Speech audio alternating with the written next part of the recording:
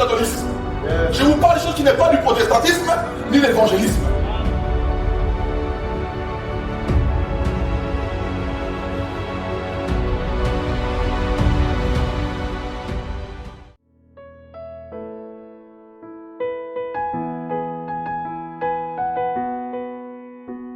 Les déserts, c'est la formation. Les déserts, il y aura beaucoup de choses. Les tempêtes, les déserts, il fait chaud. Les sables, est chaud. Tu ne sais même pas où poser les pieds. Il n'y a pas d'eau. C'est les déserts. Il n'y a personne dans les déserts, tu es toujours seul. Mais tu peux compter qu'il y a ton bien. Et la maturité, c'est toute une étape d'épreuve. Et mon sous-thème aujourd'hui, c'est la maturité admise. Parce que le Seigneur nous demande de sortir de l'enfance et d'atteindre la maturité. Amen. Et quand on atteint la maturité, on est admis devant les pères. Sans plus tarder, nous allons nous lever pour prendre nos Bibles. Nous allons lire le verset qui accompagne les thèmes. C'est dans 1 Corinthiens, chapitre 13, verset 11. 1 Corinthiens chapitre 13 verset 11. Si on peut se lever pour honorer la parole. Et après on va préparer encore Hébreux 5 et 14. Ça c'est des versets qui accompagnent la parole. Alléluia. Je vais lire au nom de Jésus. Lorsque j'étais enfant, j'ai parlé comme un enfant. J'ai pensé comme un enfant. J'ai raisonné comme un enfant. Lorsque je suis devenu homme, j'ai fait disparaître ce qui était de l'enfance. Et on va dans Hébreux 5. Mais la nourriture solide est pour les hommes faits. Pour ce dont le jugement est exercé par l'usage à discerner ce qui est bien et ce qui est mal. On peut prendre place.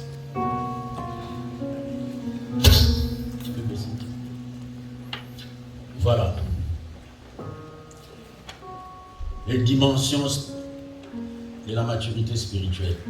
Et on sait très bien, et quand on parle de la maturité, on compare toujours de l'enfance à devenir adulte. Et quand on est enfant, on ne sait peut-être pas parler, on n'a pas les mêmes alimentations que nous qui sommes adultes.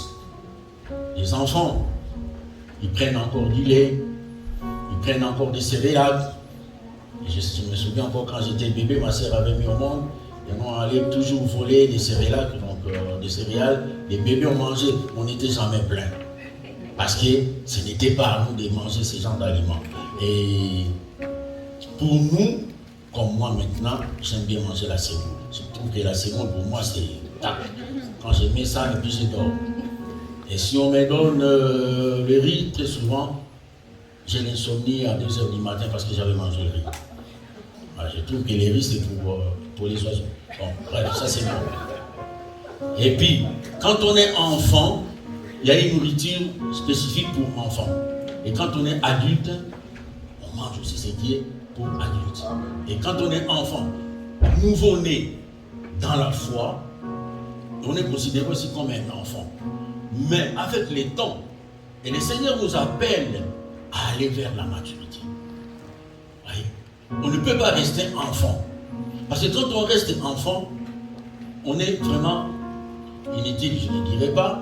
Non, tu n'es pas sollicité.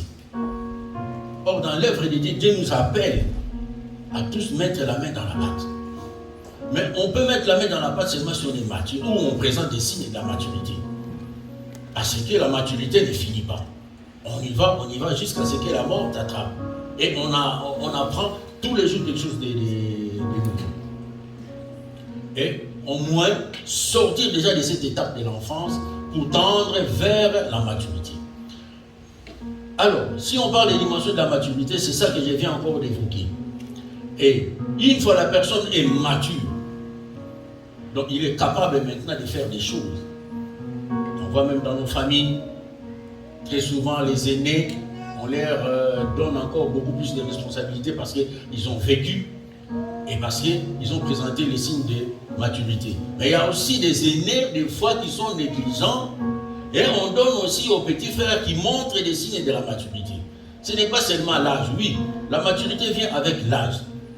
Mais il y a aussi des négligents qui n'aiment pas prendre la responsabilité, ils préfèrent toujours rester bébés qu'on leur sert. Amen. Et dans la foi, c'est aussi pareil. Il y a des gens qui sont cachés derrière les autres. Ils ne veulent pas se montrer. Ils veulent seulement qu'on s'occupe d'eux. Mais on va t'occuper de toi jusqu'à quand? Et toi-même, quand est-ce que tu t'occuperas des autres? Longtemps que tu es dans le Seigneur et tu restes toujours le même. Tu sollicites toujours les gens. On va prier pour toi. On va gêner pour toi. Mais est-ce que toi-même, tu as déjà pris le temps de gêner ou de prier pour toi-même? La responsabilité, ça vient de la maturité. Et celui qui présente les signes de la maturité, Dieu l'agrée. Amen. Et c'est ça. Et la maturité, on les découvre souvent dans le Nouveau Testament. Et c'est présenté dans plusieurs mots, mais qui nous amènent toujours dans la maturité. Admettons, exemple, dans le Nouveau Testament, on dit devenir adulte.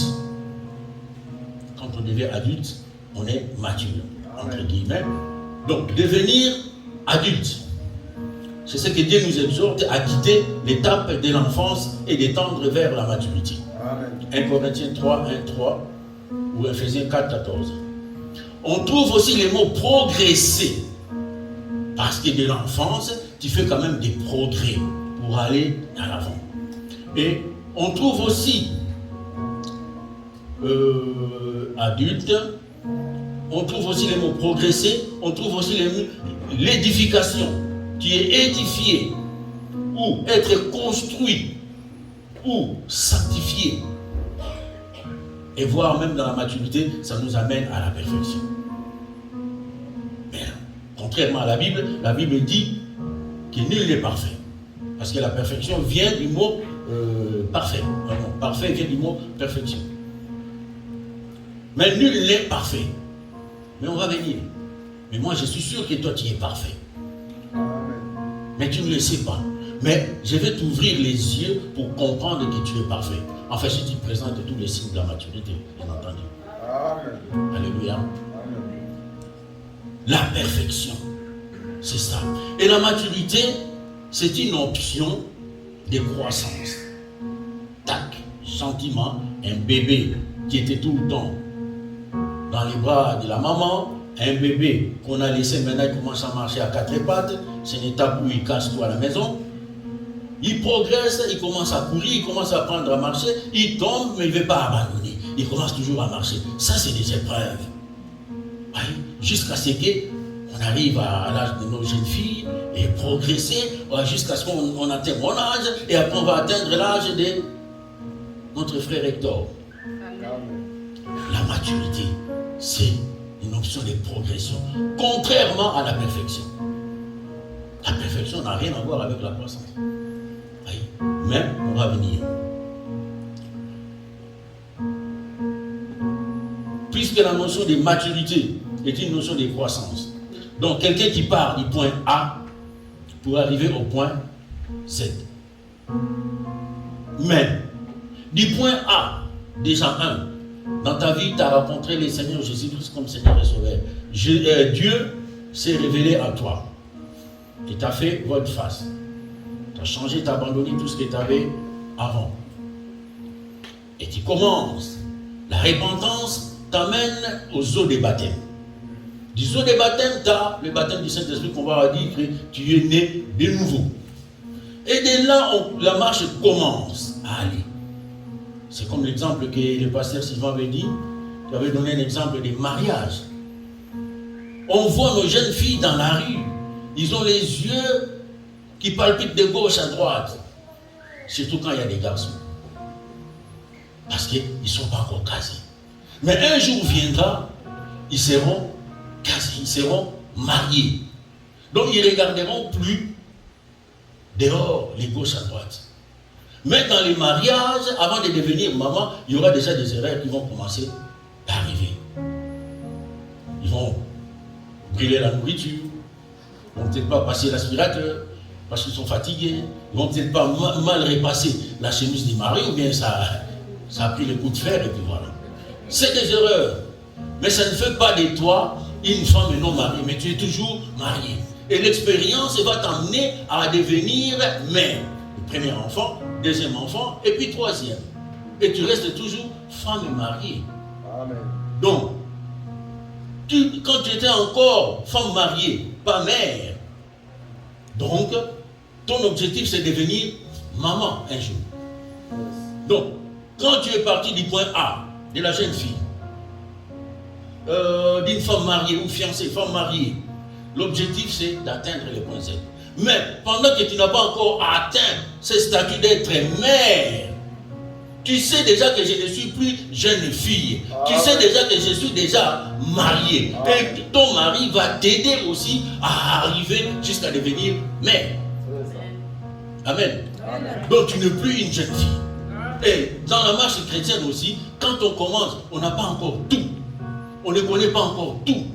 Mais c'est en se laissant entre les mains de Jésus, en restant au pied de Jésus, c'est là où on apprend les choses qui vont nous amener à la maturité. Amen.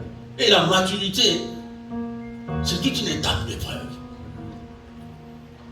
On ne peut pas devenir mature sans passer par des épreuves. Amen. On ne peut pas devenir mature s'il n'y a pas de tentation. Et si tu sautes vite d'aller plus haut, fais attention parce que la chute va être mortelle. C'est ça. Brutale même. Et mortelle peut-être. Alléluia. Amen. On progresse. Gentiment, gentiment. Toutes les épreuves sont bonnes pour te construire. Yes. On est... Des fois j'entends, on n'a pas cité. Toi t'es qui? T'aimes pas la souffrance. T'es qui? Parce que plusieurs ont mauvaise opinion dans la foi. Ils croient qu'en venant à Jésus, tout est clean. Oui, il y a des promesses. Les promesses sont là. Ils seront accomplies par rapport à ta marche avec le Seigneur. Quelle est ton affinité avec le Seigneur? Amen. Et c'est là qu'ils vont venir. Mais ce n'est pas parce que Dieu a promis qu'il n'y aura pas des épreuves. Au Congo, il y avait un système, surtout quand on était à l'école primaire, à chaque leçon, les lendemains, avant de commencer, c'était un interrogatoire. Pour voir si tu avais mal retenu la leçon. Et dans les Seigneurs, c'est pareil. Les interrogatoires sont des preuves, des épreuves, des tentations. Mais tu n'en mourras pas. Amen. Tu n'en mourras pas. C'est comme ça, dans la marche dans la foi. Étant donné que Jésus est notre alpha, il va nous aider à arriver jusqu'à la maturité. Si seulement on se laisse entre ses mains. Si seulement on accepte les choses.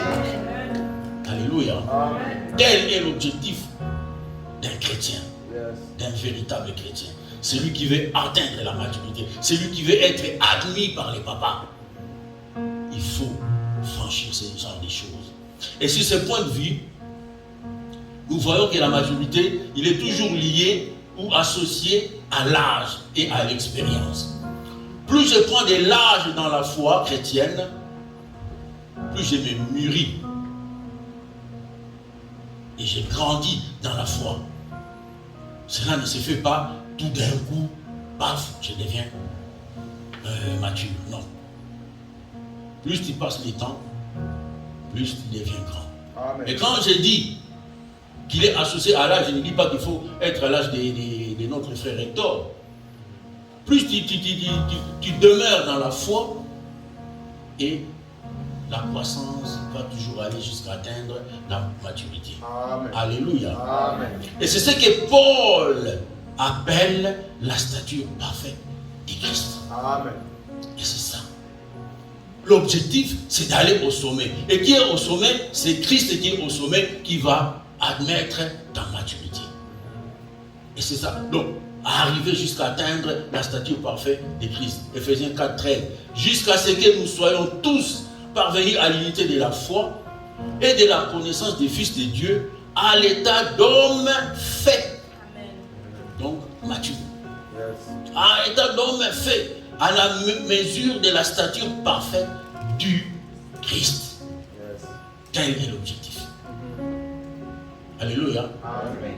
Et le but de notre existence, c'est de ressembler à Christ. C'est tout. Tu ne vas pas ressembler à Bouddha parce que tu vas perdre ton temps. Mais à Christ. Yes. Alléluia. Et plus j'ai mûri, et plus des expériences et des épreuves, c'est comme des enfants, comme je viens de dire, les enfants, quand ils sont bébés, ils tombent, ils pleurent, ils font tout. Mais arrivé à l'âge adulte, tu ne pleures plus. Mais malheureusement, il y a quand même de ces gens-là qui pleurent encore, même en étant adultes. Alléluia. Amen.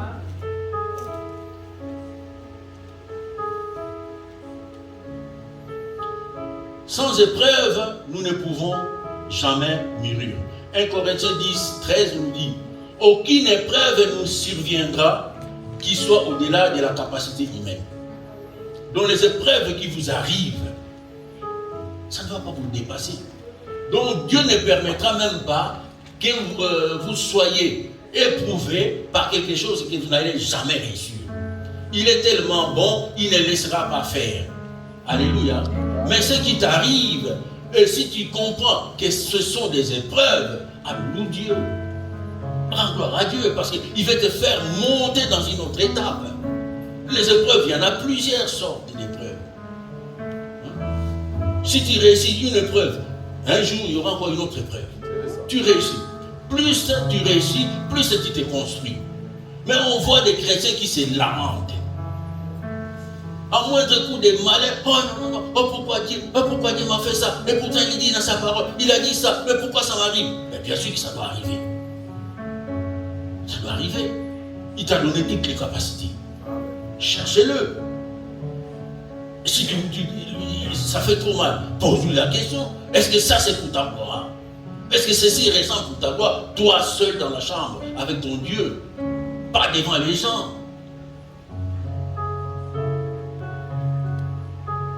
Aucune épreuve ne nous surviendra qui soit au-delà de la capacité humaine. Dieu qui est fidèle ne permettra pas que vous soyez tentés au-delà de vos forces. Donc, quand les épreuves arrivent, on ne se décourage pas. J'ai donné un exemple. Un arbre. Une plante, avant qu'il soit arbre, c'est juste une plante. On voit deux feuilles sortir. Et puis on voit encore un noyau de feuilles qui vont commencer à sortir, mais ils sont encore en boule. Depuis tout petit, il reçoit déjà, il vit les intempéries. La pluie est là, le vent est là, le soleil est là, le vent qui le secoue de gauche à droite. Un bon arbre, première secousse, il enfonce encore les racines. Deuxième secousse, il enfonce encore les racines.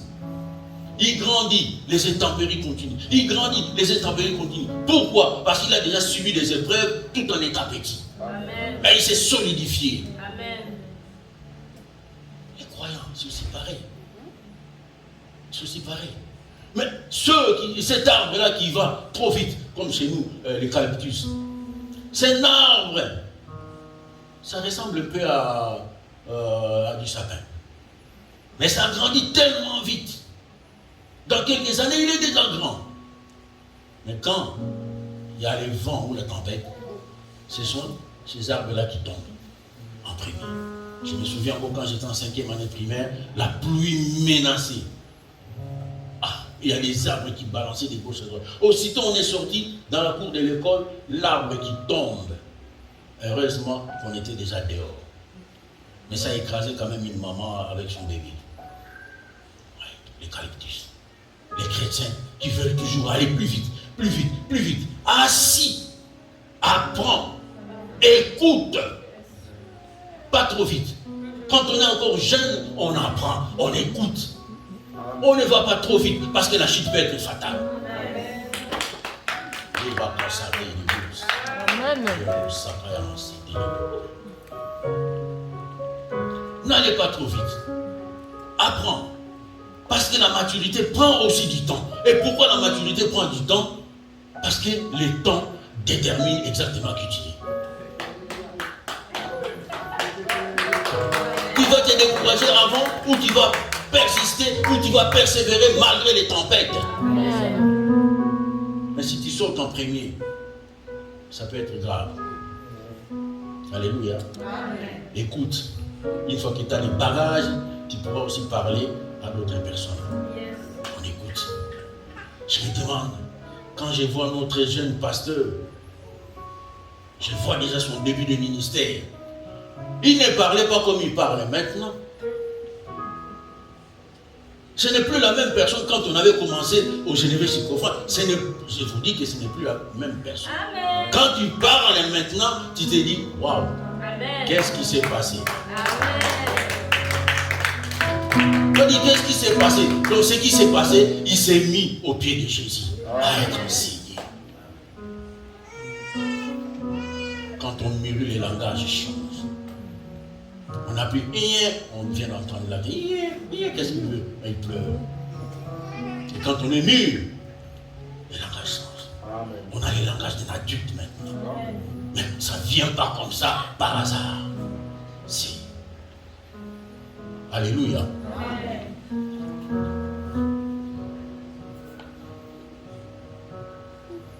Alors, si on peut, quelqu'un peut trouver un Jean chapitre 2, verset 1.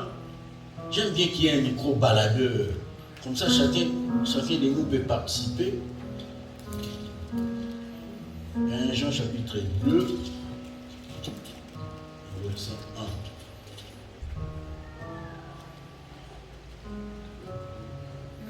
Mes petits enfants, je vous écris ces choses afin que vous ne péchiez point.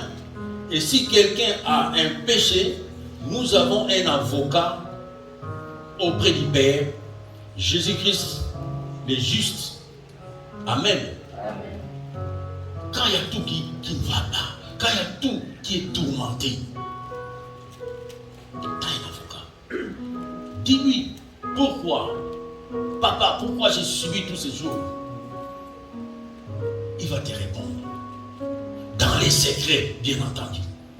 Toujours dans les secrets. Les échecs, ça fait partie des épreuves. Les épreuves, les tentations, que cela ne vous décourage pas. Tu vas essayer, tu vas tomber pour la première fois. Tu tombes. Relève-toi, continue la marche. La deuxième fois, tu vas tomber encore. Relève-toi, continue la marche. On va voir, les diables va dire, regardez-le, il est tombé. Regardez-le, il est tombé. Mais toi, lève-toi, continue. Au bout d'un moment, le diable va se taire. Il va se taire. Alléluia. Il va se taire. Toi, fais seulement preuve de courage. Dans Jacques chapitre 1, verset 2 à 4, il nous dit, mes frères, regardez comme un sujet de joie complète les diverses épreuves auxquelles vous pouvez être exposés. Considérez-vous plutôt heureux. Alléluia. Donc, pourquoi tu dois être heureux? Tu dois te dire que donc Dieu veut encore m'amener à une autre dimension. Au lieu de pleurer. Dieu veut t'amener encore à une autre dimension. Considérez-vous plutôt heureux. Car la mise en épreuve de votre foi produit de l'endurance. J'avais déjà parlé de l'endurance autrefois. Produit de l'endurance. Mais il faut aller plus loin de votre endurance pour parvenir à l'état d'adulte. Continuez. Continuez. Sois heureux. Ce que je suis en train de traverser, ce sont que des épreuves. Mais je vais aller. Il faut que je m'en sorte. Il faut que je m'en sorte de ces épreuves. Donc Dieu est en train de te construire. Dieu veut faire de toi une personne mature.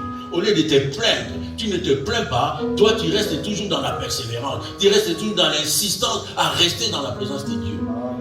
C'est ça la maturité qu'il demande. C'est bien ça.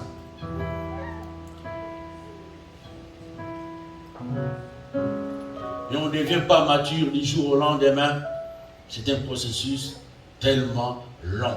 Car le temps déterminera à la fin ce que nous sommes réellement. Nous allons prendre l'exemple de Jésus. La Bible nous dit dans les livres de Matthieu en parle, Marc en parle aussi. On nous parle de Jésus dans les Jourdains. Jésus qui va se faire baptiser dans les Jourdains.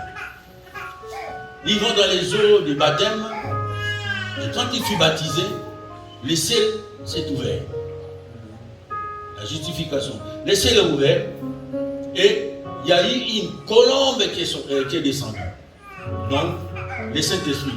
Et moi, je qualifierais plutôt sous forme du baptême du Saint-Esprit. Mais la Bible nous dit, aussitôt qu'il est sorti des eaux, Jésus a été emmené dans les déserts. Pourquoi faire dans les déserts? Pour y être tenté. Là, il est baptême du Saint-Esprit. Le Père a déclaré, Jésus est mon fils bien-aimé à qui j'ai mis toute mon affection. Mais pourquoi il va encore être tenté dans le désert? Là-bas, dans les déserts, c'est la formation. C'est ça. Les déserts, c'est la formation. Les déserts, il y aura beaucoup de choses. Les tempêtes des déserts, il fait chaud. Les sables est chaud. Tu ne sais même pas où poser les pieds. Il n'y a pas d'eau, c'est les déserts. Il n'y a personne dans les déserts, tu es toujours seul. Et tu peux compter qu'il y a ton bien. Yes. Tu es seul. Il était là dans le désert seul. Alléluia. Amen. Et le diable qui vient, parce que le diable aime bien tenter là où il y a la faiblesse. C'est pour ça que le diable règne beaucoup plus maintenant en Afrique. Parce qu'il y a la souffrance. Il vient avec ses propositions alléchantes et les gens y vont. Ils sont en train de vendre leur vie au diable. Et quand il a vu Jésus dans le désert seul, il a dit, tiens, je vais aller profiter. Mais la Bible nous dit, Jésus a renvoyé les diables. Mais quand le diable est venu vers Jésus, il lui a parlé des choses qui sont bibliques. Si tu es fils de Dieu, saute seulement là en bas. Ton Père dans les cieux, il va te protéger. Ton Père ne laissera pas que ton pied soit heurté par une pierre. C'est biblique, non? Mais Jésus, qu'est-ce qu'il lui a dit? Écarte-toi de moi. Sois un peu de moi. Je ne suis pas obligé d'obéir à tes ordres. Je ne suis pas obligé à obéir à tes ordres. Parce que mon Père va protéger mon pied si cela m'arrivait accidentellement. Pas que si je le provoque moi-même. Alléluia. Amen. L'idée était bonne. La parole était bonne. Mais derrière cette parole, il avait une idée derrière. Et c'est là que Jésus avait déjà détecté avant. Pourquoi? Parce que Jésus a appris l'obéissance à tout ce qu'il allait souffrir. Amen. Il avait appris. Et nous aussi, nous sommes appelés à comprendre.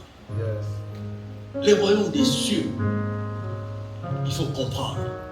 Quand on est enfant, on nous dit, il faut dire Amen. Il faut dire Amen. On nous dit, crois seulement. Oui, je veux croire à quelque chose et je dois comprendre. Amen. Si j'ai dit Amen, mais je n'ai rien compris. Yes. Mais Jésus veut que nous comprenions aussi la parole. Amen. Parce qu'il a dit, je leur ai parlé en parabole pour qu'ils ne comprennent pas. En fait, que leur cœur reste toujours comme ça pour qu'ils ne se convertissent pas. Mais à toi, à qui le ministère a été révélé, tu dois comprendre ce qui se passe dans le royaume. Amen. Alléluia. Amen. Tu dois comprendre la parole. Si tu n'as pas compris, parce que c'est en plein culte, tu vas dire que je ne comprends pas. Non. Va voir la personne enseignante. Pose-lui la question. Qu'est-ce qu'il a dit ça? Amen. Alléluia. Il faut que tu comprennes. C'est pour ça que Jésus parlait en parabole, pour que les autres ne comprennent pas. Mais à toi, le ministère du royaume t'a été révélé à toi, donc tu es obligé de comprendre ce qui se passe. Alléluia. Amen. Gloire à Jésus. Amen. On est debout, on est là, mais comment? Amen. Alléluia. Et peu de temps après, on amène encore Jésus dans la montagne des transfigurations. Et c'était quoi dans la montagne des transfigurations? La gloire de Dieu. C'était l'admission. Parce qu'il a fait preuve de maturité dans le désert et il a été admis. Amen. Alléluia. Amen. Et voilà maintenant, on l'envoie en mission. Et la même chose avec Moïse. Moïse, il a passé ses 40 ans, 3 fois 40 ans. Premier 40 ans de sa jeunesse dans la maison des pharaons. Il a appris tout ce qui était des pharaons, tout ce qui est de la royauté. Et d'ailleurs, je pense que c'est lui, normalement, qui devrait succéder au pharaon. Par rapport à Ramsès. 40 ans à apprendre de la magie, à apprendre tous les arts du pharaon. Mais il a fini par tuer l'Égyptien. Il s'enfuit. Il passe encore 40 ans dans les déserts. C'était quoi? La formation. 40 ans, la sanctification. Donc, il devait déjà se débarrasser de tout ce qui était de l'Égypte. Parce que Dieu n'en avait pas besoin. Il devait revêtir autre chose qui est divine pour aller en mission. 40 ans chez les pharaons, 40 ans en Égypte, dans les déserts. Qu'est-ce qu'il croise? Séphora, la fille de Jétro. Quand il a intervenu devant les brigands, elle a fait la Séphora, il tombait déjà amoureux de Moïse et fit sa femme. Et les 40 autres années, c'est quand il a croisé les buissons ardents. Il a vu la gloire de Dieu. C'était quoi? L'adoption. Dieu l'a admis. Il l'envoie maintenant en mission. Qu'est-ce qu'il lui dit? Voici, je t'ai fait Dieu pour Pharaon. Donc, si tu marches bien avec le Seigneur, si tu marches en ayant un objectif, Dieu va te faire Dieu. C'est ce qui se présente devant de toi. Tout ce qui se présente devant de toi, tout ce qui va faire barrage dans ta marche chrétienne, oui, tu es un Dieu. Parce qu'il t'a donné le pouvoir d'appeler à l'existence des choses qui n'existent pas. Est-ce que tu le sais? C'est Dieu qui appelle les choses qui n'existent pas. Mais toi aussi, comment? S'il est en toi, tu vas appeler des choses qui n'existent pas dans ta vie. Les choses qui te font barrage, tu vas aussi les éloigner. Parce qu'il t'a donné les pouvoirs. Alléluia. Et c'est comme ça que ça marche. Tout à l'heure, quand j'avais dit, il n'y a que Dieu qui est parfait. Et je dis encore que toi aussi tu es parfait. Parce que celui-ci, est parfait, habite en toi. Et c'est le parfait qui va faire de toi imparfait. Alléluia. Vous êtes des dieux. C'est pas lui qui avait dit ça? Et comment ça se fait qu'on est des dieux? Et la Bible nous dit qu'il n'y a qu'un seul Dieu. Mais parce qu'il lui, il habite en toi. La parole habitant en toi. Au commencement était la parole. La parole était avec Dieu. Et la parole était Dieu. Et si tu as la parole et tu as Dieu en toi, et tu es capable de faire encore des choses. Alléluia.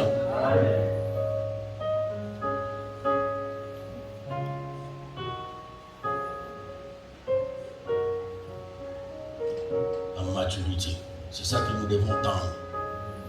Et durant toutes ces épreuves qu'on va passer, s'il y a des gens qui aimeraient demander à Dieu la maturité, tu peux toujours prier. Dieu, accorde-moi la maturité. Dieu, fais de moi, papa, une personne mature. Oui, il va le faire. Mais quand tu auras la maturité, attends-toi à des épreuves. Ce qui va te donner, tu passeras dans les épreuves. Amen. Et la maturité vient aussi dans la méditation de la parole. Notre frère Hector vient de nous dévoiler tout. Dans la méditation de la parole. Tous les jours, quand il lit la parole de Dieu, il y a sûrement quelque chose que tu vas découvrir. Une chose que tu faisais mal, et tu le découvres dans la Bible. Oh, tu vas, oh Seigneur, merci. Oh Seigneur, merci. Maintenant, tu prends une décision, je ne veux plus faire ça parce que la Bible me l'interdit. Mais aussitôt que tu vas arrêter, parce que tu vas mettre cette parole que tu as lue en pratique, sache que les épreuves vont arriver par rapport à ce que tu avais lu. Pour voir vraiment réellement si tu as pris une bonne décision. Et si tu fuis, d'autres épreuves viennent. Donc on ne fuit pas. Mais maintenant en pratique, ce que tu as découvert. Alléluia.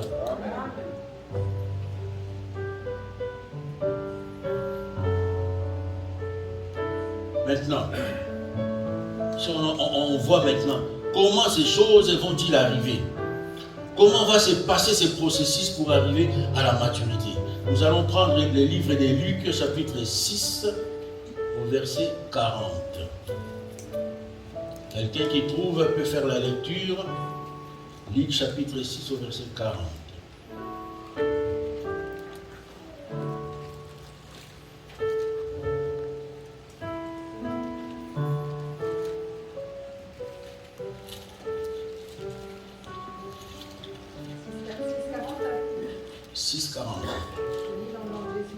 Amen. Le disciple n'est pas supérieur à son maître, mais tout disciple bien formé sera comme son maître.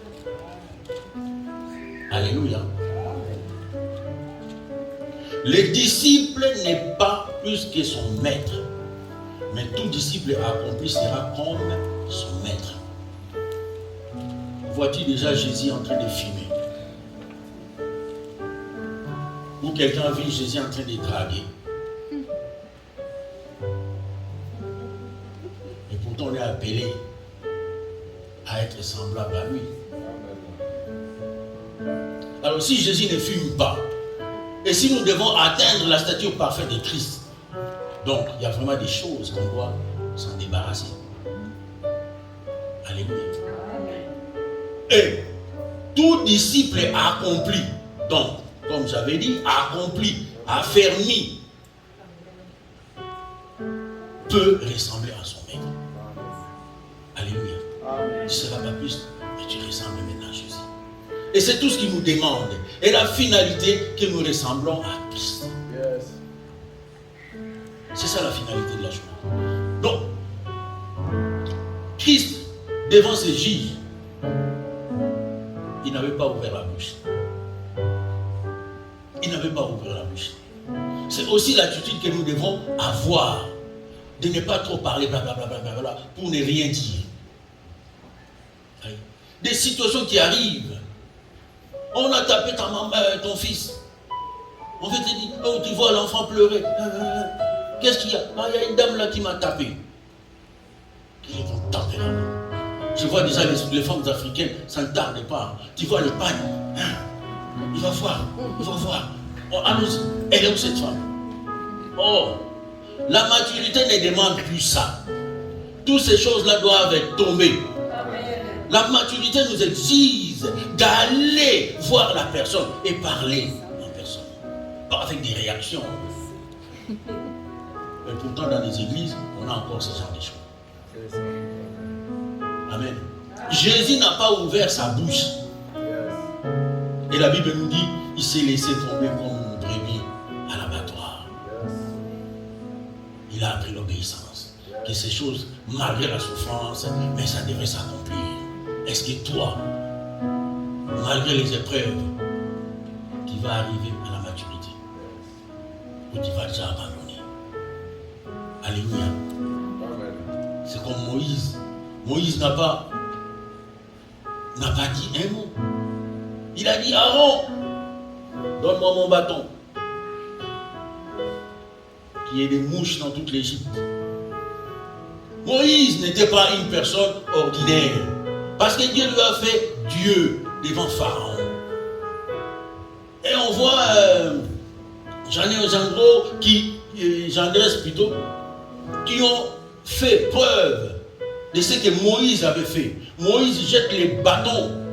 Et les bâtons s'est transformés en serpents. Eux aussi sont venus avec leurs bâtons. Ils jettent, il y avait des serpents. Mais Moïse n'a pas dit, oh mon Dieu, mais pourquoi tu m'as fait ça? Il est resté calme. C'est calme là venant d'en haut. C'est calme de l'intérieur. Mais, puisqu'il savait de qui il a reçu ses pouvoirs, il savait que Dieu allait faire quelque chose. Et à la fin, le serpent de Moïse a avalé tous les petits serpents là. À qui comptes-tu?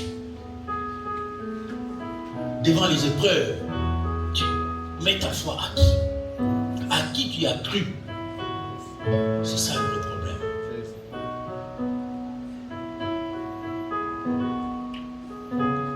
Pour être mature, on s'est nourri de la parole de Dieu. Pour être mature, on se met sous les pieds de Jésus. La nature nous enseigne La nature nous fait voir les fruits. Quand il y a le soleil, les fruits verts commencent à mûrir. Ça mûrit les fruits. Et à la saison, une fois sont mis, on peut les cueillir et puis les manger. Et nous aussi, nous sommes appelés à rester sous le soleil de la justice. Amen. Le soleil de la justice, c'est Christ. Amen. Le soleil de la justice, c'est sa parole. Yes. C'est ça qui va nous amener à la maturité. Prends le temps de méditer. Si tu ne comprends pas, il y a des gens qui sont capables de t'expliquer à l'aide du Saint-Esprit. Mais très souvent, il faut prier. Remettre les moments de la méditation entre les mains de Christ. Que Christ te parle. Moi, je suis sûr que Christ te parle. Amen. Je prêchais encore. Quand Jésus m'a dit, ne me cherchez pas loin, je me trouve dans la parole. J'étais en train de lire les mêmes versets que j'ai lus déjà, je ne sais pas, depuis des années. Et j'en ai entendu parler plusieurs fois. Mais ce jour-là, c'était le jour où Dieu m'a ouvert les yeux. Il m'a dit, cherchez-moi dans le rouleau de ma parole. Donc Dieu se trouve dans sa parole. Pour comprendre, il faut avoir l'habitude de méditer. Pas comme Hector vient de nous dire. Il ne faut pas lire comme un journal, on illustré. Méditer, réfléchir. C'est ça. Alléluia. Amen. Le soleil nous apprend beaucoup de choses. On prend vite Malachie. Malachie 4, 4 à 1.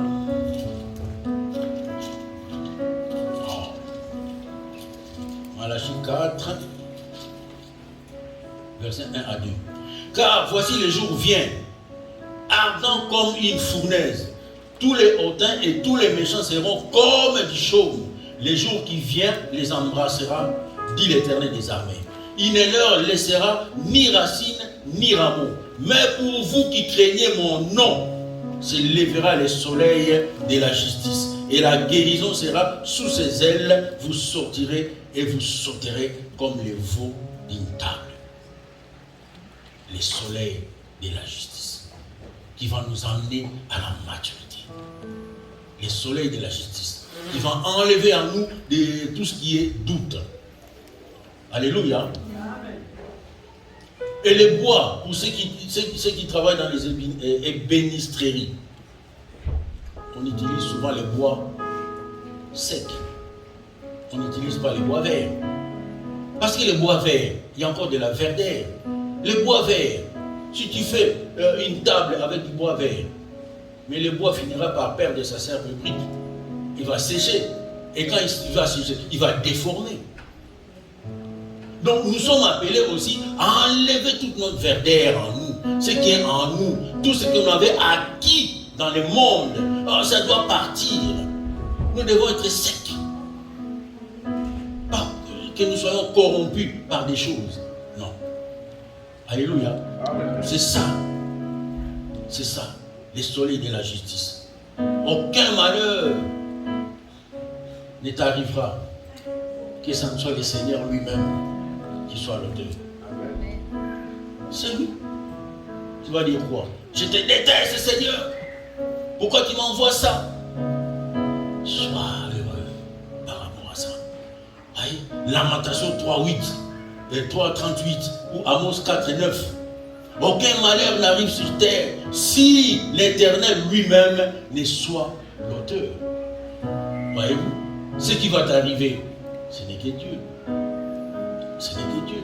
Rends grâce à Dieu pour ce que tu vas traverser. Parce qu'à la sortie des épreuves, on devient fort. Alléluia. Et chaque échec va nous ouvrir les yeux. Pour ne pas tomber, pour ne plus tomber, pour ne plus commettre les mêmes erreurs, on va se répondre. La dernière fois, je suis tombé par là. Aujourd'hui, je vais passer par là. Alléluia. Et c'est ça. Ce mûrissement consiste que la parole doit mûrir en nous. Ce n'est pas toi qui deviens mûr. Non. C'est la parole de Dieu en toi qui va mûrir en toi, qui va faire de toi une personne mûre. C'est la parole. Donc Jésus-Christ doit mûrir en toi. Mais ce n'est pas toi. C'est pour ça qu'on dit que ce n'est pas par tes propres efforts. Amen. Alléluia. Amen. Ce n'est pas par tes propres efforts. Mais la parole que tu vas acquérir, c'est ça qui va mûrir en toi. C'est la parole qui devient mûre, mais pas toi. Donc Christ en toi va faire de sorte que tu sois mûr. Alléluia. Et c'est Christ en toi qui va t'emmener à sa ressemblance. C'est ça l'idéal. Et quand on nous dit, la Bible nous parle de la montagne sainte. Est-ce qu'il y a une montagne qui est sainte ici? Mais la Bible nous parle de montagne sainte parce que le Saint était descendu sur cette montagne. C'est pour ça qu'on appelle ça montagne sainte. N'est-ce pas? C'est ça. Et la parole que toi tu as acquis, c'est ça qui va faire de toi une personne mûre. La Bible nous dit aussi, soyez parfaits comme votre Père céleste est parfait. Comment est-ce qu'on va devenir parfait? Si ce n'est que lui qui va habiter en nous pour nous faire parfaits. Et s'il est parfait habite en toi, il fait de toi le parfait. Amen. Alléluia. Amen. C'est ça. Et quand on nous dit, quand l'apôtre Paul dit, petits enfants, vous avez vaincu les malins. Est-ce qu'on est capable de vaincre les malins? Devant le diable, on n'est rien. On se cache devant les plus forts. Qui a vaincu les malins? C'est Christ. Mais Christ habitant en toi, il va te permettre de vaincre toutes les choses négatives du monde. Parce que c'est lui le grand vainqueur. Amen. Il t'a déjà donné la victoire. Alléluia. Amen. Et c'est ça. Malheureusement, si on ne croit pas, si on ne s'abandonne pas entre les mains de Dieu, croyez-moi, la bataille des pensées, nous l'avons toujours. Et si on n'a pas Christ, la bataille des pensées va nous gagner. Parce que nos pensées vont toujours intervenir différemment par rapport à nous. Mais quand on a Christ en soi, et les pensées vont être étouffées par la parole de Dieu. Les pensées vont toujours venir. Ce n'est pas parce que je suis un frère que quand je vois une fille qui est nue, que ça ne va pas toucher mon intellect.